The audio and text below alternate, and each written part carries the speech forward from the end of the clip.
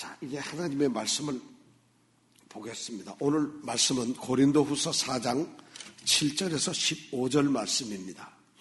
다 같이 일어나셔서 오늘 말씀을 우리가 함께 읽도록 하겠습니다. 오늘은 말씀을 조금 다르게 읽겠습니다.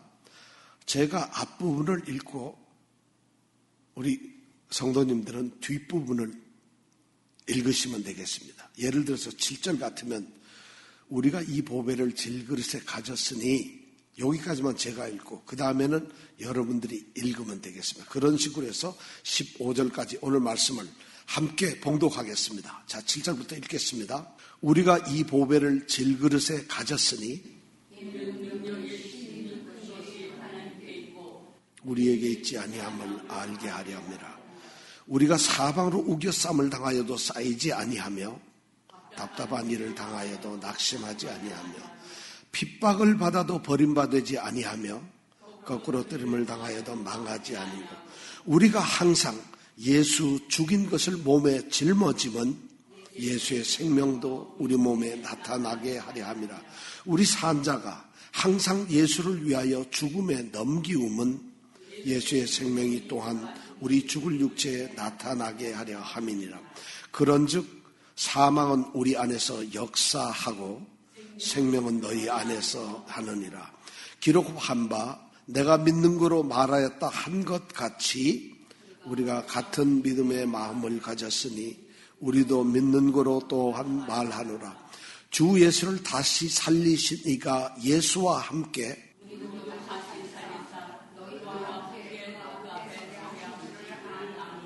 모든 것을 너희를 위하여 하는 것은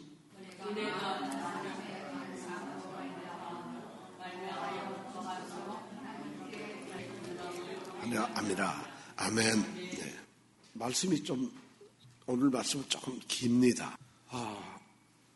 부활절의 말씀으로 오늘 이 말씀이 우리가 순서대로 지난주에 고린도후서 4장 5절, 6절 말씀을 우리가 나눴는데 그 다음 말씀 7절부터 오늘 말씀이 됩니다.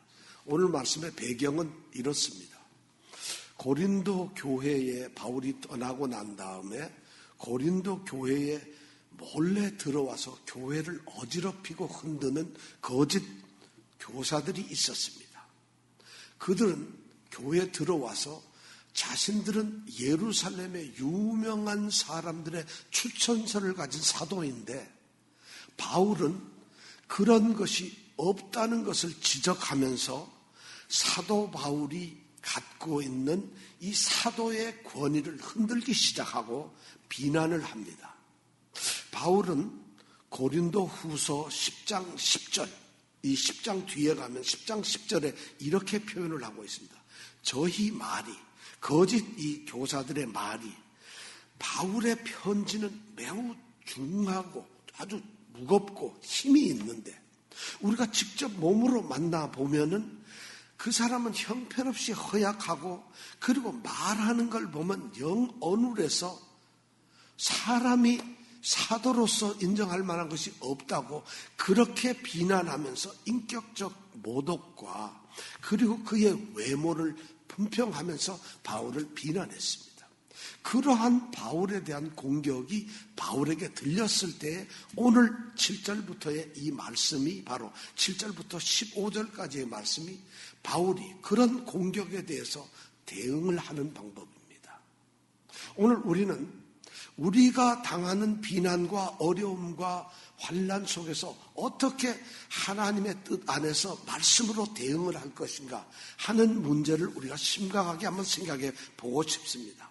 바울은 오늘 그러한 공격에 대해서 매우 중요한 세 개의 패러독스를 가지고 역설적인 말씀을 가지고 그들의 공격을 대응을 합니다. 자, 첫 번째가 뭐냐면 보배와 질그릇이라고 하는 이러한 이 역설을 가지고 우리에게 설명을 합니다.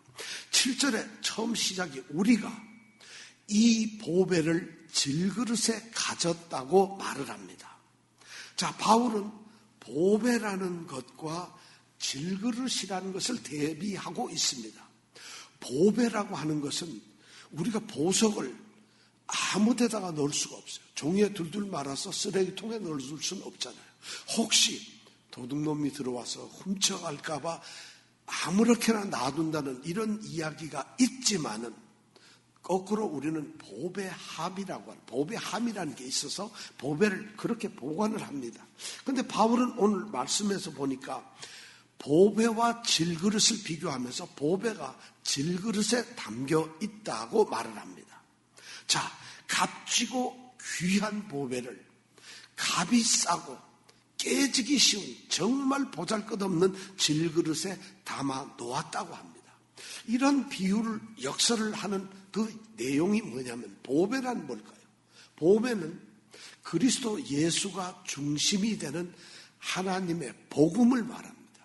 하나님의 위대한 복음, 구원의 복음을 보배라는 말로 표현을 하고 있습니다.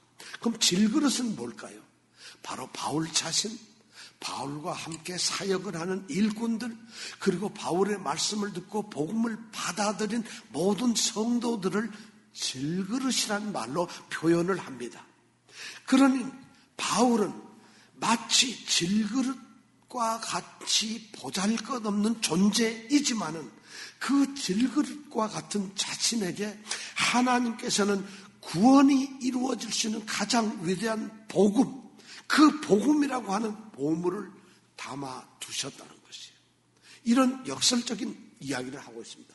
왜 하나님은 그토록 소중하고 위대하고 정말 귀한 고귀한 그 복음의 메시지, 구원의 메시지를 바울처럼 약하고 허약하고 무너질 수밖에 없는, 깨질 수밖에 없는 그런 바울에게 맡기셨을까? 왜 맡기셨을까? 왜 하나님은 구원이라고 하는 그 엄청난 축복을 우리와 같은 보잘것없는 존재들에게 맡기셨을까요? 바울은 그 대답을 우리에게 이렇게 하고 있습니다. 7절에 보니까 이는 왜 그러냐 하면 능력의 힘이 큰 것이 하나님께 있고 우리에게 있지 않음을 알게 하려 하겠다. 정말 놀라운 말씀입니다. 복음의 절대적인 그 구원의 능력, 그것은 우리에게 달려있는 것이 아니라 전적으로 하나님의 능력이라는 것을 알게 하기 위해서라는 거예요. 하나님께서는 이 복음의 위대한 것을, 이 복음의 가장 소중한 것을 우리처럼 허약하고 보잘것없는, 그리고 오류에 빠지기 쉽고 잘못하기 쉽고 오해하기 쉽고 튀어나가기 쉽고 그리고 잘난 척하기 쉬운 우리들에게 맡기셨다는 것이에요. 여기에 놀라운 일이 하나님은 그 위대한 복음의 일을 갖다가 바로 약한 자들, 힘이 없는 자들을 통해서 그들을 이용해서 이 일을 하신다는 것이에요. 우리가 바로 그런 존재가 돼야 돼요. 그래서 우리가 갖는 이 약함이나 허약함, 무능함, 이것은 바로 하나님께서 새로운 소망을 일으키는, 새로운 소망을 놓는 기초가 되고 있다는 것입니다. 그리스도인에게 있어서는 이 무능함이나 이 허약함이 그들 자신의 한계가 아니라 오히려 하나님께서 권능과 능력으로 역사를 하실 기회라는 것이에요. 우리의 약함이 그렇다는 것입니다. 그래서 우리 그리스도인들은 하나님의 위대한 능력이 우리 가운데서 나타난다는 것을 우리가 깨달을 때 어떻게 되느냐? 교만해지지 않습니다. 그리고 우리의 부족한 것이 아무것도 아니라 하나님을 바라보게 됨으로써 하나님으로부터 그 모든 것이 치유되고 회복된다는 것을 알게 하시는 거예요. 우리 성도들은 한 사람 한 사람 보면은 정말 보잘것없는 존재이지만 하나님은 바로 그 보잘것없는 자들을 선택해서 고린도전서 1장에 보면 약한 자들을 선택해서 강한 자들을 부끄럽게 하셨고 없는 자들을 선택하셔서 있는 자들을 아무것도 아닌 것처럼 만드셨다고 얘기해요. 바로 우리 성도들에게는 그 위대한 예수 그리스도라는 능력이 있기 때문에 우리는 능력 있는 존재라는 것을 우리에게 얘기하고 있어요. 바울이 지금 자기를 공격하는 사람들에게 대답을 합니다. 나는 아무것도 아닌데 그러나 내 안에 계신 능력의 그 구원의 말씀 예수 그리스도가 계시기 때문에 나는 보잘것없지만 예수님과 함께 있음으로 말미암아 바로 구원이라고 하는 그 복음이라는 것 때문에 나는 존귀한 자가 된다는 것입니다. 내가 질그릇이 갑자기 귀한 그릇이 되는 것이 아니라 복음 때문에 질그릇이 복음처럼 함께 공존할 수가 있다는 이야기를 하고 있습니다. 두 번째 역설은 뭐냐면 8절부터 9절까지의 이야기입니다. 8절부터 9절은 뭐냐면 고난과 그 다음에 고난을 극복해내는 구원의 이 역설이 여기에 들어있습니다. 바울은 하나님께서 질그릇처럼 부서지기 쉽고 깨지기 쉬운 연약한 존재를 어떻게 도우셨는지를 바울은 8절에서 9절에서 고백을 하고 있습니다. 바울의 대적자들이 바울이 형편없다고, 사도로서의 능력이나 사도로서의 자격이 없다고, 사도로서 볼품이 전혀 없다고 공격할 때에 바울은 그러한 자신의 연약함과 부끄러움을 부인하지 않았다는 것이에요.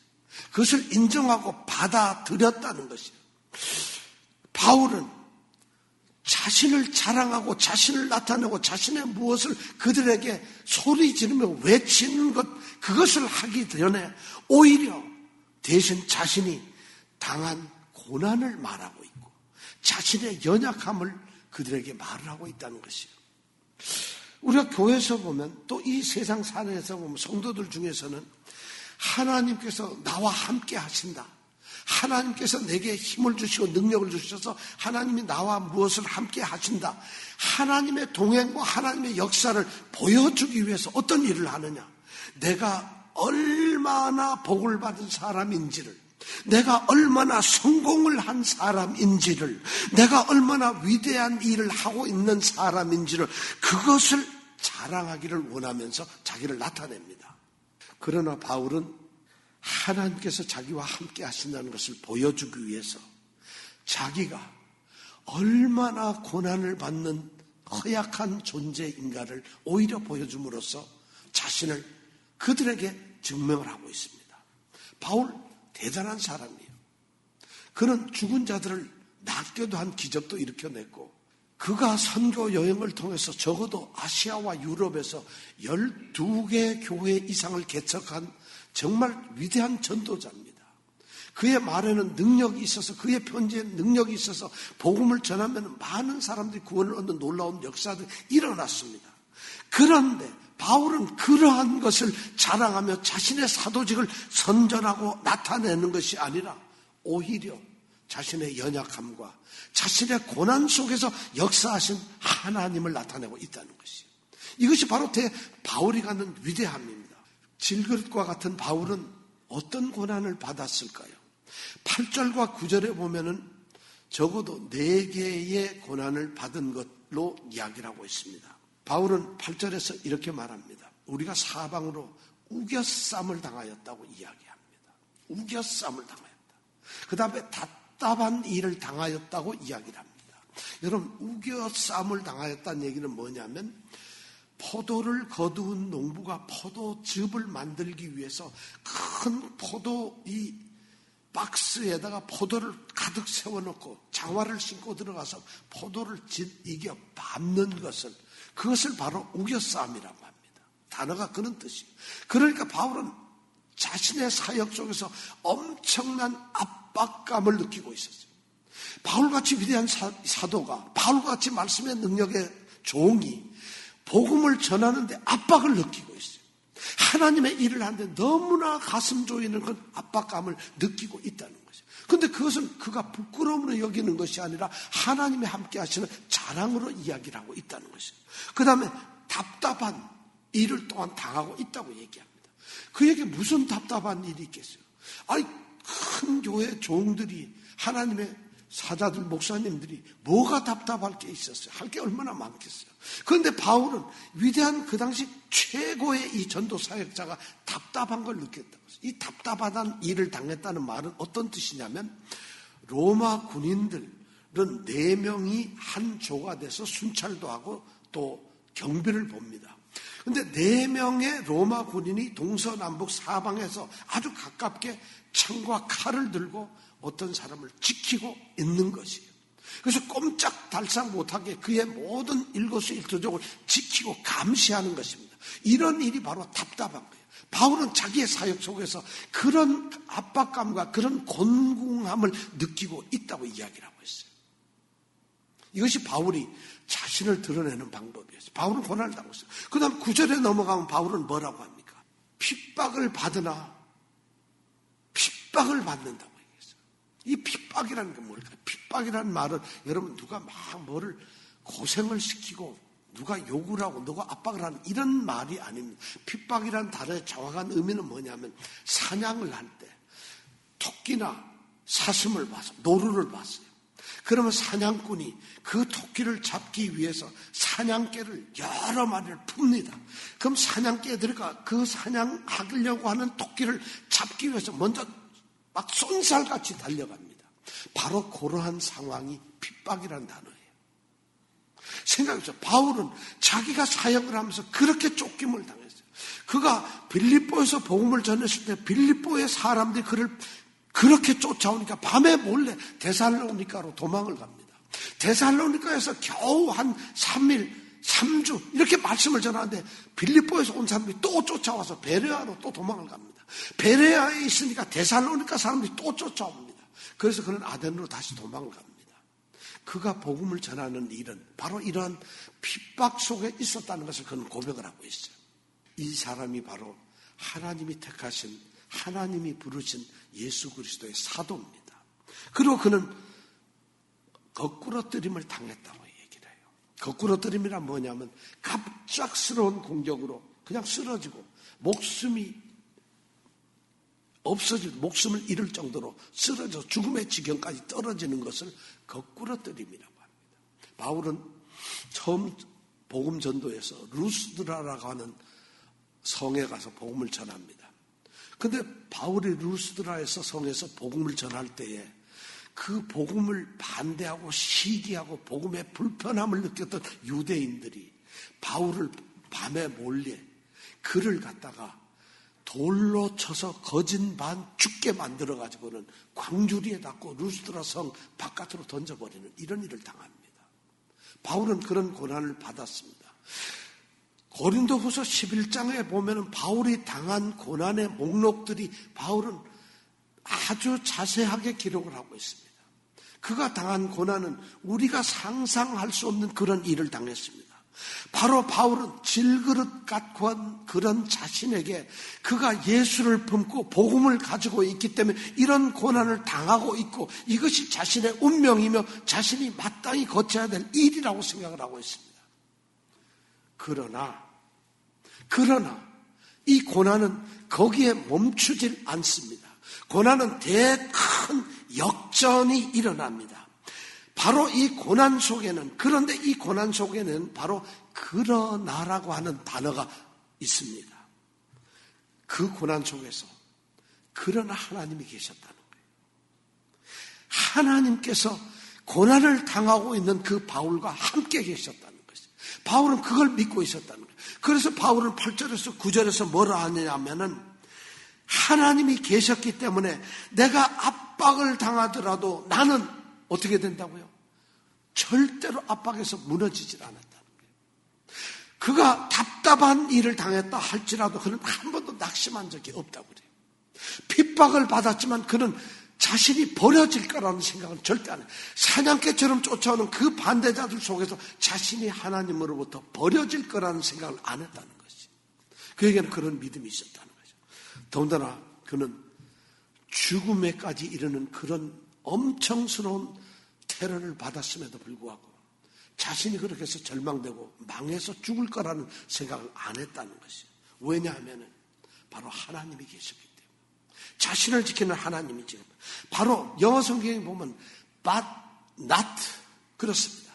그러나 아니라는 것이 절대 우겨쌈을 당해도 쌓이질 않는다는 것이. 그가 비록 거꾸로 들임을 당하였지만 그는 절대 망하질 않는다. 그가 스트락 다운을 당했지만 but not destroyed. 절대 그는 멸망되질 않는다는 것. 이것이 바울에게 나타난 기적의 역사입니다. 고린도 성도들 그리고 오늘날 예수 그리스도를 복음을 가슴속에 품고 있는 질그릇과 같은 성도들에게는 환난이 있습니다. 고난이 있습니다.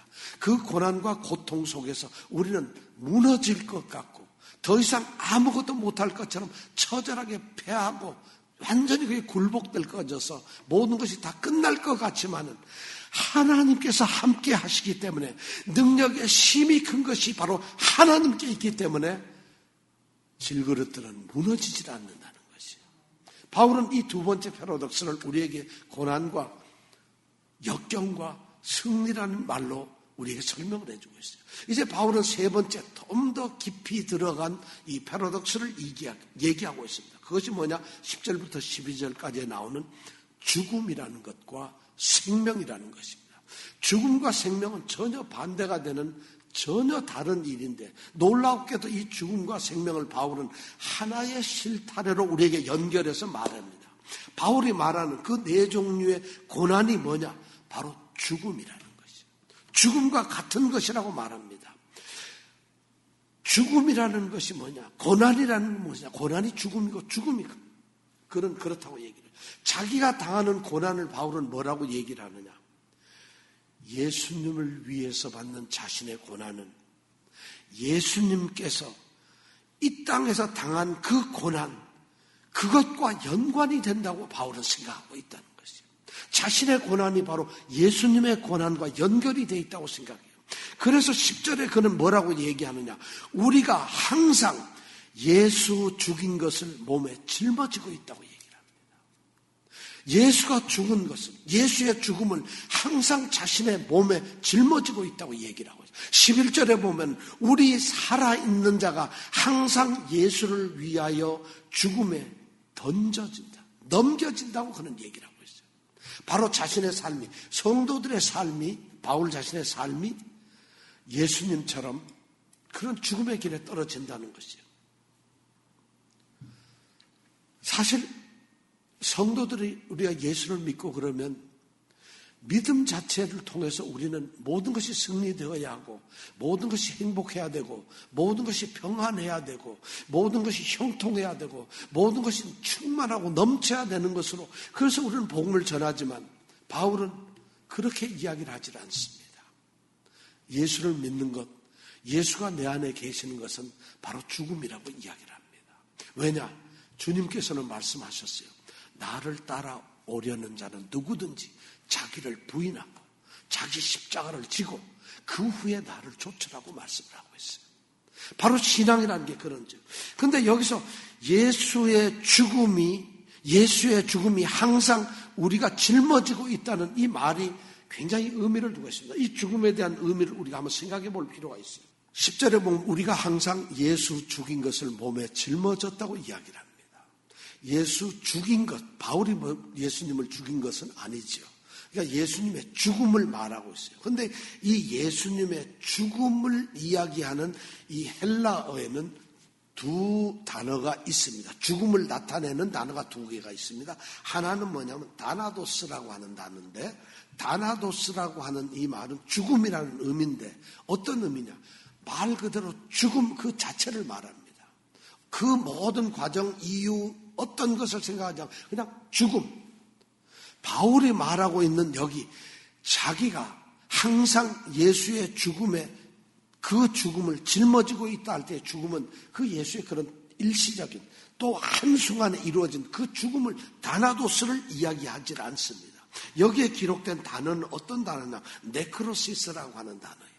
네크로시스라는 단어는 역시 이것은 죽음을 이야기를 하고 있어요. 다나도스라는 단어는 데스라고 하는 죽음이라는 하나의 명사로 쓰여 있지만 이 네크로시스라고 하는 이 죽음은 이 10절에 쓰여져 있는 말은 이거는 dying이라는 말이에요. dying. 죽어가고 있는 과정을 얘기하고 있어요. 죽음의 전 과정을 이야기하고 있어요. 바울은 자신이 우리가 항상 예수의 전 죽어가고 있는 예수님의 십자가의 고난의 그 전 과정을 몸에 짊어지고 있다고 얘기를 합니다. 그렇습니다. 예수님께서 체포되고 재판받고 모욕을 받고 구타당하고 침뱉음을 당하고 십자가를 지고 가고 그 다음에 피를 흘리고 못을 박히고 찔리고 그리고 숨을 거두고 하는 전 그 십자가의 고난의 그 과정을 그는 순간순간마다 그 고난을 짊어지고 있다고 이야기를 하고 있어요. 그리스도인의 삶에 성도의 삶에 바로 이런 삶이 있다고 바울은 얘기를 합니다. 단순한 죽음의 체험이 아니라 순간적으로 우리에게 다가오는 예수를 위해서 내가 죽었구나 하는 순교가 아니라 예수를 위해서 예수가 당했던 그 고난의 전 과정이 내 삶 속에서 순간순간마다 내게서 일어나고 있다는 거죠. 바울은 그것이 자기의 삶이라고 얘기합니다. 우리가 한순간에 예수를 위해서 죽는 것은 어쩌면 쉬울지 몰라요. 미처 깨닫기도 전에, 미처 알기도 전에, 미처 고통을 느끼기 전에 단칼에 칼이 내 목을 쳐서 죽어버리면 나는 순교할 수 있을지 몰라요. 그러나 단순간이 아니라 10시간을, 아니 한 달을, 아니 1년을, 아니 평생을 통해서 예수의 고난이, 나에게 다가오는 그 핍박과 환난과 고난이 만약 지속된다면 이 고난을 누가 견뎌내겠어요? 근데 바울은 바로 우리 성도들이 그러한 고난을 신앙의 삶 속에서 날마다 짊어지고 있다고 얘기를 합니다. 그렇습니다. 그런데 바울은 놀랍게도 여기서 엄청난 이야기를 우리에게 들려주고 있습니다. 예수의 삶과 죽음은 예수님께서 십자가에 죽으심으로 끝이 난 것이 아니라는 것입니다. 사망이라고 하는 단어는 최종적인 단어가 아니라는 것을 이야기를 합니다. 예수님께서는 3일 만에 다시 살아나셨어요. 죄와 사망을 이기시고 죽은 자들 가운데서 부활하셔서 새로운 생명으로 다시 살아나셨습니다. 그러니까 예루살렘에서 예수가 십자가에 못 박힌 것을 보았던 수많은 사람들은 십자가에 죽어가는 비참한 한 인간을 보고 있었고 그것을 보았을 뿐입니다. 그러나 예수를 따르는 자들, 예수님의 제자가 된 자들, 예수님을 믿는 자들은 부활하신 영광의 주님을 본다는 것이에요. 이것이 바로 다르다는 거예요. 사도 바울이 지금 그 얘기를 하고 있어요. 바울의 대적자들은 바울의 연약함과 바울의 몰락과 바울의 무능함과 바울의 실패를 보고 있지만 하나님께서는 바울의 그 고난과 연약함 속에서 놀라운 역사를 이루고 있었다는 것이에요. 그것을 10절, 11절에서 이렇게 얘기를 하고 10절에서 우리가 예수 죽인 것을 항상 몸에 짊어지고 있는 그게 뭐냐? 왜 그러고 있을까요? 예수의 생명도 우리 몸에 나타나게 하려 합니다. 이렇게 얘기를 하고 11절에는 뭐예요? 우리 산자가 항상 예수를 위하여 죽음에 넘기움은 예수의 생명이 또한 우리 죽을 유체에 나타나게 하려 합니다. 그가 예수를 위해서 예수님 때문에 당하는 모든 고난과 죽음은 바로 예수님의 생명이 우리 삶 가운데서 나타나는 것이에요. 바로 그런 것이에요. 죽음이 생명으로 연결된 이 놀라운 역사를 이루고 있어요. 여기서 예수 생명이란 뭘까요? 예수의 생명은 십자가에 달려 돌아가시는 육신을 가신 예수님의 생명이 아니라 무덤을 깨시고 죽음에서 승리하신 부활하신 예수님의 생명입니다. 그 부활의 예수 생명이 나타나기를 역사하고 계신다는 것이에요. 그렇습니다. 우리가 살아가면서 예수의 고난, 예수의 십자가를 우리 삶 속에 짊어지고 있는 그 순간 바로 예수의 부활의 생명은 우리 가운데서 나타나는 것입니다. 우리 살아있는 자가, 살아있는 몸을 가지고 살아있는 자가 예수를 위하여 죽음에 넘겨질 때에 우리 죽을 그 살아있는 몸이었지만 실상은 죽어가는 우리 몸에 예수의 생명이 살아난다는 것이에요. 이것이 바울이 얘기하고 있는 거예요. 그래서 십자가와 부활이 그리스도인들에게 어떤 의미를 주고 있느냐? 바로 바울은 오늘 그 얘기를 우리에게 이야기를 하고 있어요.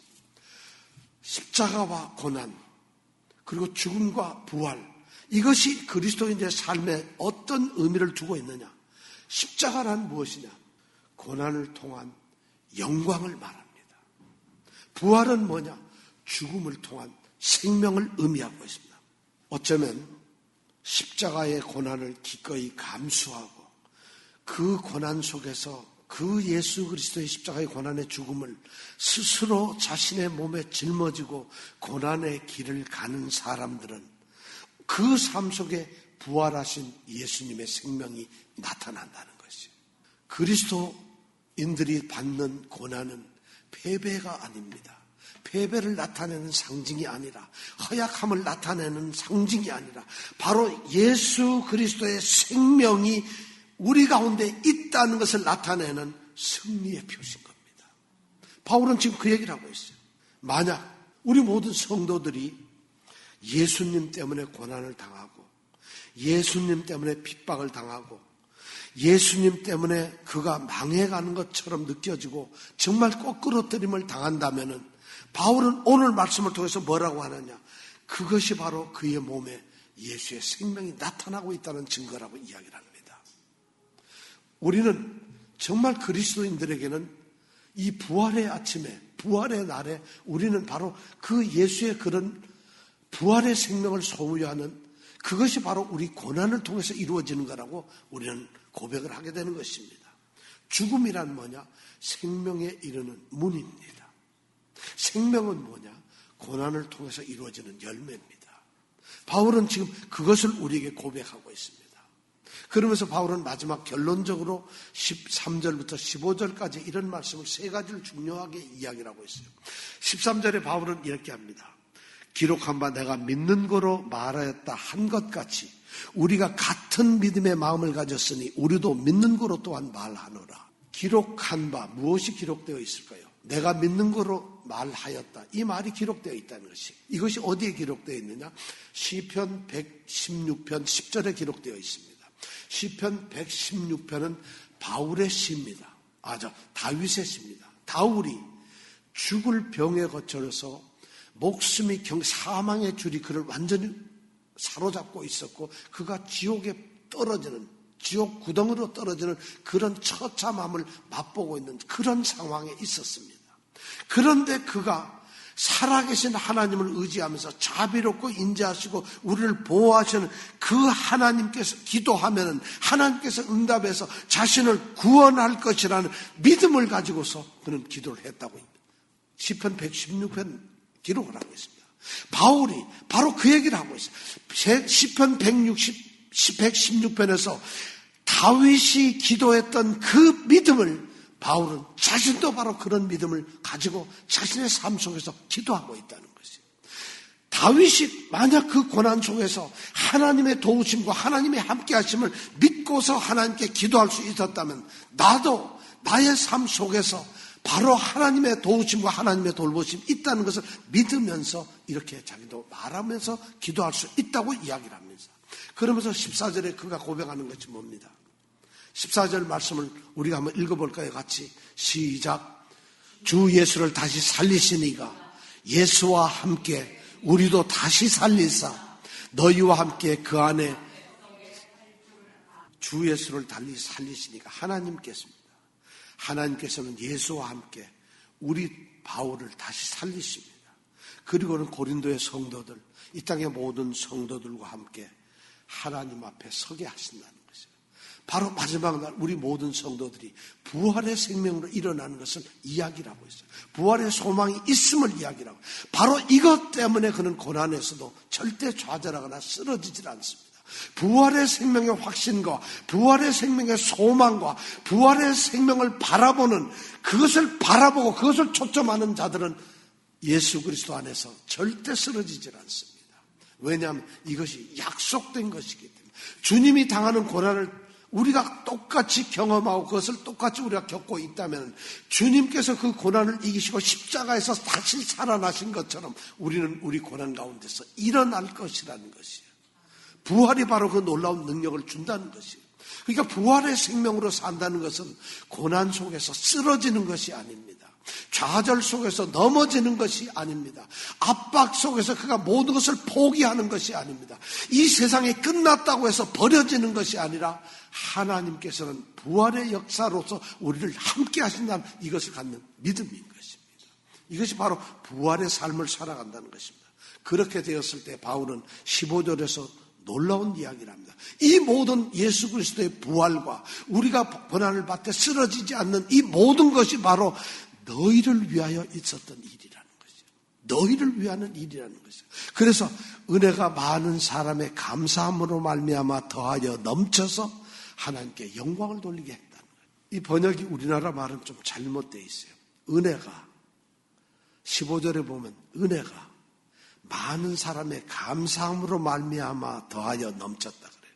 은혜가 감사 때문에 많은 사람들이 감사해서 넘쳤다. 이렇게 번역을 했는데 이 말은 틀린 번역입니다.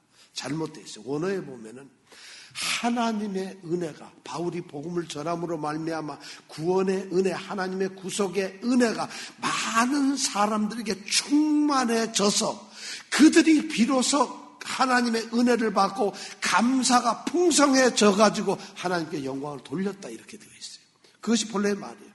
이 순서가 굉장히 중요합니다. 우리가 감사하기 때문에 은혜가 오는 것이 아니라 하나님의 은혜가 우리에게 값없이 주어졌기 때문에 우리는 감사함으로 하나님께 영광을 돌리는 것입니다. 바울이 지금 오늘 그 얘기를 하고 있어요. 자신이 당한 이 고난 속에서 하나님이 역사하셨다는 것이죠.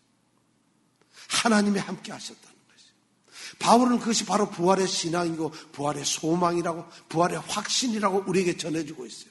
자신이 이런 고난을 받는 것이 뭐냐? 결국에는 많은 사람들의 하나님의 은혜가 임하게 될 것이고 그들이 감사함이 넘치게 될 거고 결국에는 하나님께 영광이 된다는 것이에요. 이것이 바울이 갖는 사명이고 그가 사역의 참다운 그의 뜻이었던 것입니다. 오늘 우리가 부활절을 맞이해서 바로 이 바울의 역사를 봅니다. 우리는 우리 가운데 예수님을 가지고 있는 질그릇입니다. 질그릇이기 때문에 우리는 고난을 받습니다. 힘든 일이 우리 앞에 쌓여 있습니다. 그러나 우리는 쌓이지 않습니다. 우리는 어떤 일이 있어도 망하거나 거꾸로 떨어지거나 어떤 일이 있다도 우리는 하나님의 버림을 받지 않습니다. 왜냐? 바로 우리가 겪는 이 고난이 예수 그리스도의 십자가의 고난을 본받는 것이기 때문에 바울은 자신이 받는 고난을 십자가에 달린 그리스도를 보면서 그 고난으로 생각하고 있었다는 것이죠. 그 주님이 부활을 하셨다면 우리는 이 고난을 이길 거라는 것이죠. 이 부활의 놀라운 확신이 우리 삶 가운데 넘치시기를 기도합니다. 7절을 우리가 다시 한번 읽어보겠습니다. 함께 읽습니다. 시작. 우리가 이 보배를 질그릇에 가졌으니 이는 능력의 힘이 큰 것이 하나님께 있고 우리에게 있지 아니함을 알게 하려 함이라. 우리가 약할 때 그때가 곧 강한 것입니다. 하나님이 그때 일을 하십니다. 우리 성도들에게 이 놀라운 하나님의 역설적인 이 승리가 날마다 넘쳐나시기를 기도합니다. 기도하겠습니다. 하나님, 정말 우리가 우리 주변을 보고 세상을 볼 때 우리는 소망 없는 자처럼 정말 우겨싸움을 당하고 답답한 일을 당하는 것처럼 생각했지만 절대 그것이 모든 것이 아니라는 것을 오늘 알게 되었습니다. 우리 약할 때가 곧 강함이라는 것을 알게 되었습니다. 하나님께서 예수를 살리심 같이 우리의 고난 가운데서 우리를 일으켜 세우신다는 것을 알게 되었습니다. 이 부활의 믿음, 하나님의 임재와 동행의 믿음이 우리 하나님 앞에 세우는 그날까지 우리에게 넘치게 하여 주옵소서. 예수님 이름으로 기도드립니다. 아멘.